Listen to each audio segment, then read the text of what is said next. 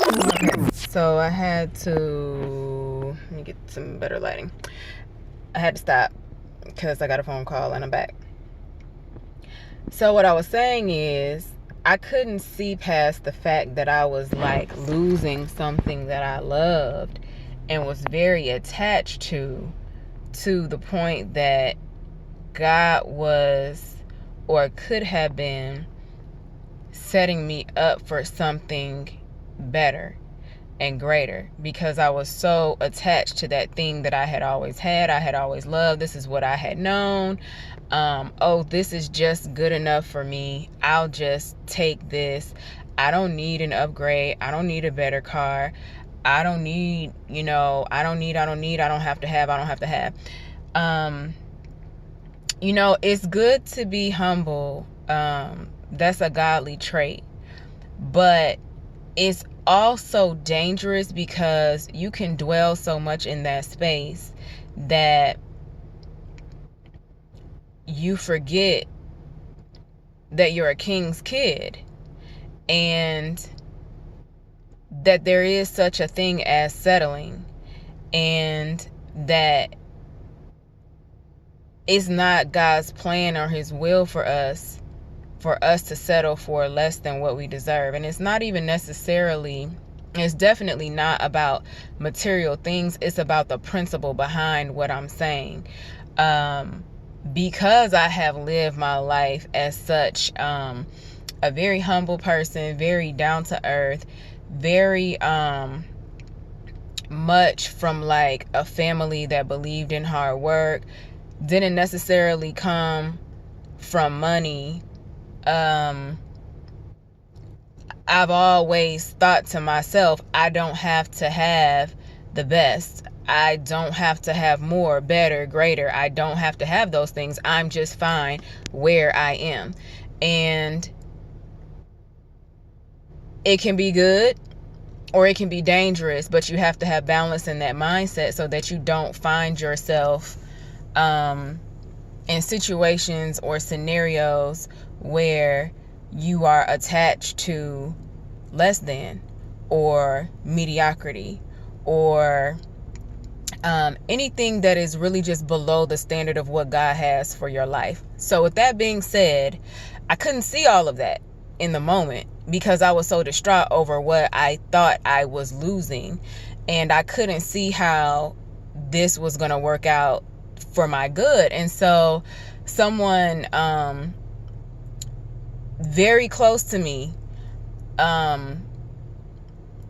said, don't worry, it's all gonna work out for your good.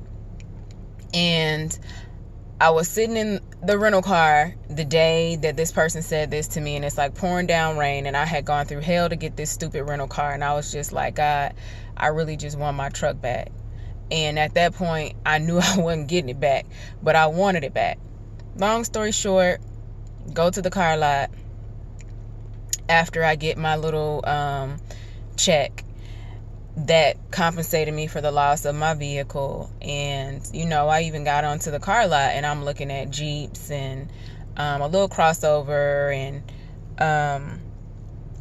nothing that I really truly loved or would be considered an upgrade, or just nothing that I was really in love with. Mind you, like, I'm still like sad on the inside because I didn't want to be at the car lot. I wanted to be in my truck. So, I tried a few trucks out, and I kind of was just like, I'm gonna get a truck because I lost a truck. Whatever. And so I'm doing my little test drives, and I came back through the parking lot, and I noticed there's a Lexus to the right of me. And never had a car like outside of like a Nissan or a Toyota in my life. And I've had several cars, but every single car that I've had has been like on that level. And don't get me wrong, Nissan and Toyotas are excellent cars. Excellent cars. My first car was literally it was like a 1988 Toyota Corolla, and that was like my first car in college. And but I loved it because it was mine. So anyways, I keep seeing this Lexus and I'm like, I can't afford that and I don't need that and it's no way I'm gonna be able to get it.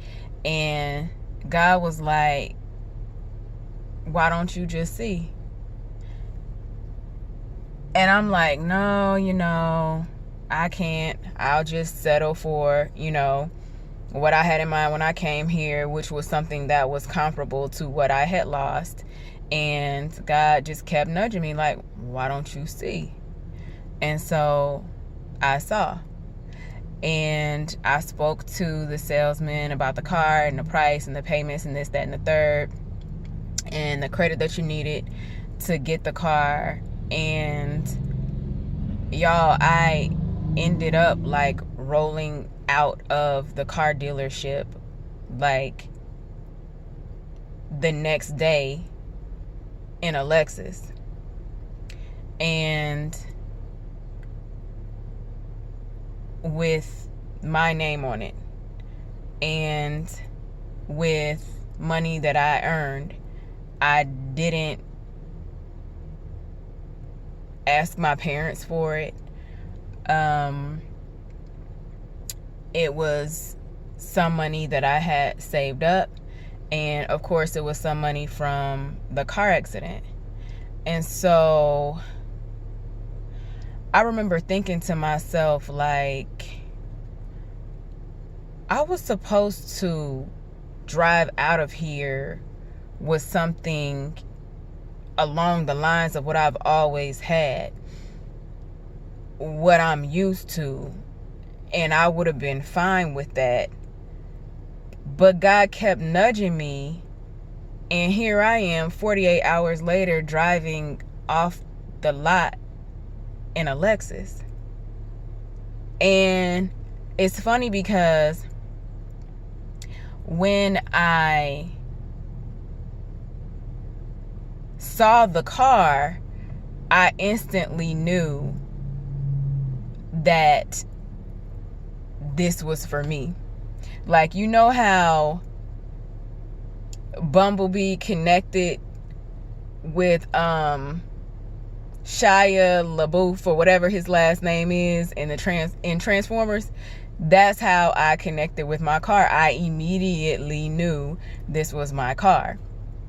And so it took 48 hours because the car that they had on the lot, it wasn't exactly what I wanted. I wanted a different color and a little bit different style. And so they had to drive it from Knoxville. So that's why it took 48 hours.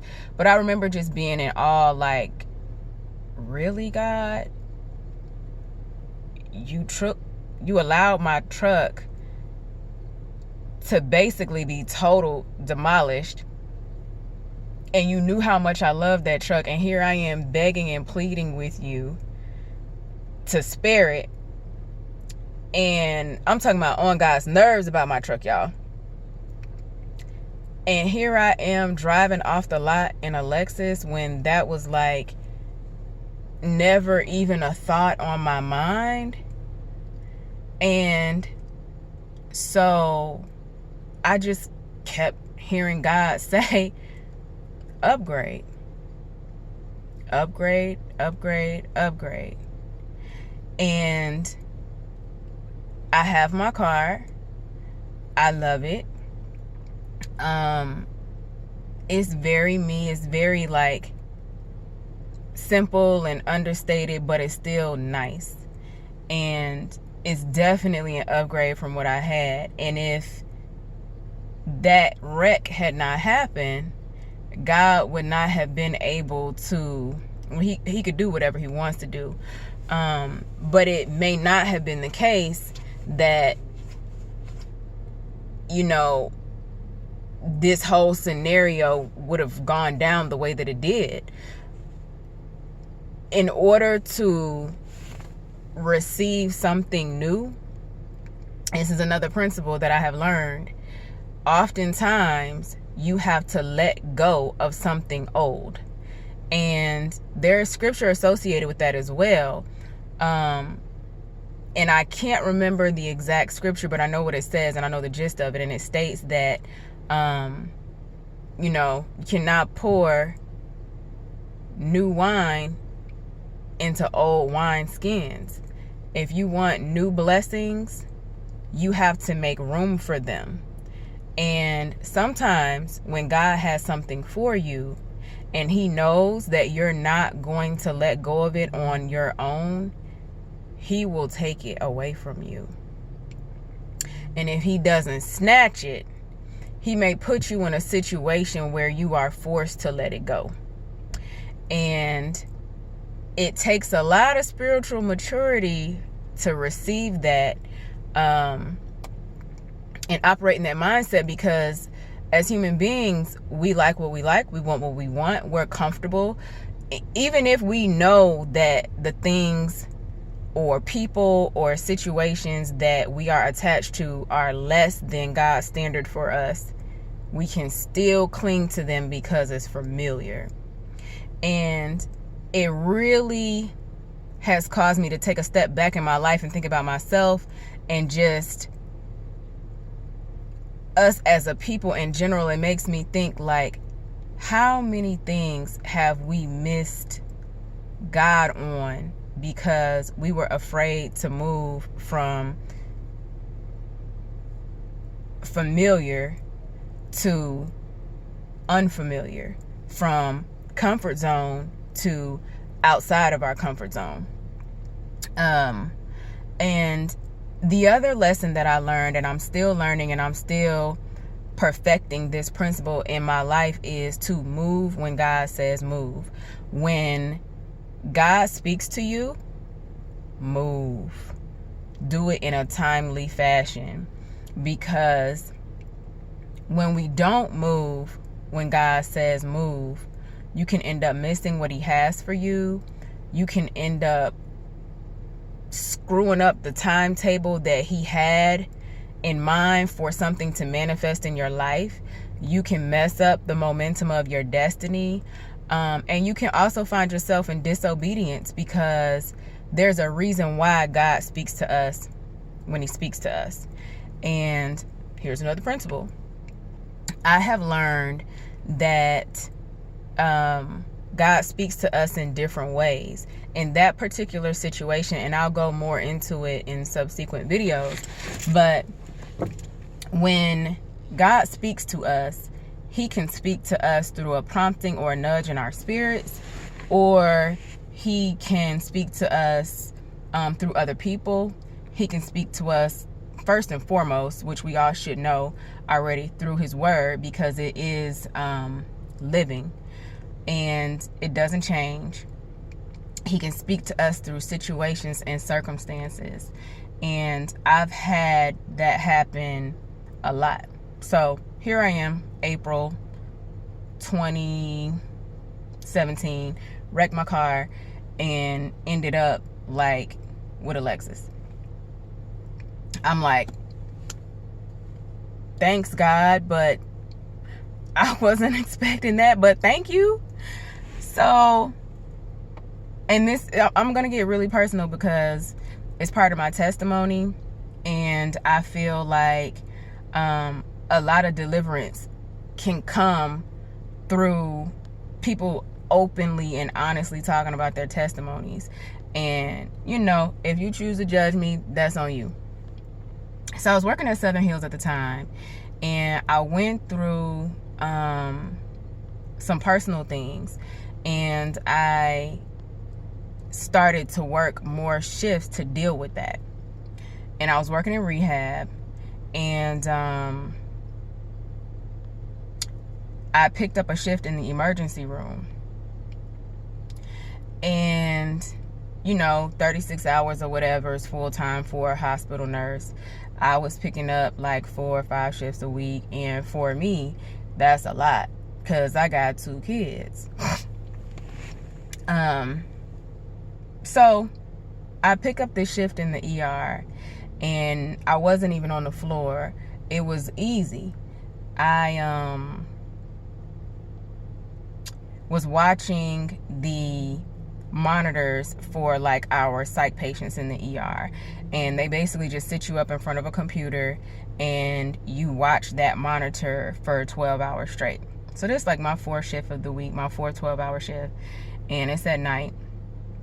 And I was tired. And so I started nodding off at the computer. And I'm sitting at the computer trying to keep my eyes open. And I'm like at the computer. And somebody saw me, apparently. And they went and told the house supervisor. She forwarded it all the way up to HR, which I had no idea of in the moment that it happened. So she comes around the corner and she's like, go home. And I'm like, oh, thank you. Because I'm tired, right?